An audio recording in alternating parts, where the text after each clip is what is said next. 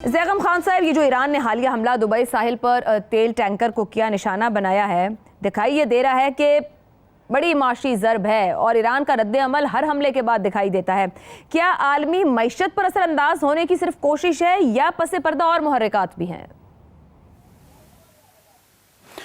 आयशा, इस जंग का सबसे बड़ा मैदान दुनिया की मईशत है और फिर ख़ास तौर पर इलाके की मईशत है, क्योंकि जिस तरीके से ईरान इस जंग को लड़ रहा है, जिसको हॉरिजॉन्टल एस्केलेशन कहते हैं, कि उसने जुग्राफियाई तौर पर भी इसको फैलाया और ख़ास तौर पर मईशत को इस जंग में शामिल कर दिया है।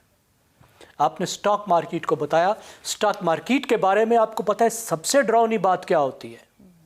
सबसे डरावनी बात ये होती है कि स्टॉक मार्केट आपको आज का नहीं बता रही होती, स्टॉक मार्केट आपको आने वाले कल के हालात का बता रही होती है।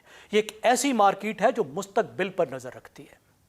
अब आपने दुनिया का बताया कि 5 से 10% तक स्टॉक मार्केट गिर चुकी है।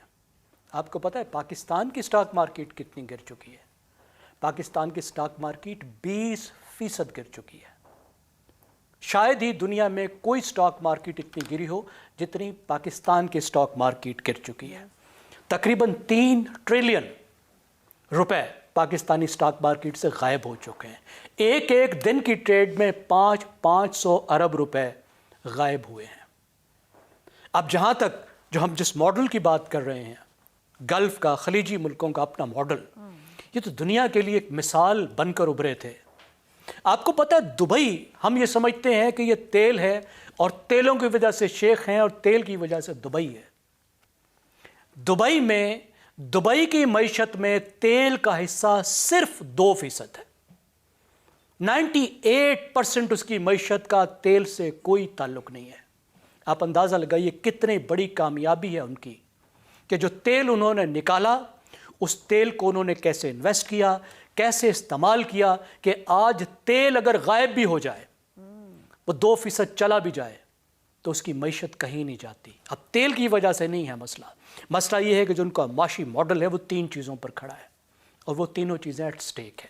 सबसे पहले, सबसे बड़ी, सबसे अहम बात यह है कि इन मुल्कों ने, खलीज के मुल्कों ने कहा कि देखो, ये पूरा खित्ता जहां आग लगी है, जंगें हैं, खाना जंगियां हैं, लड़ाइयां हैं, दंगा है, फसाद है, उसके बीच में हम एक आइलैंड ऑफ सेफ्टी हैं, एक अमन का जजीरा है, एक खुशहाली और खुशी का जजीरा है, हम एक सेफ हेवन है।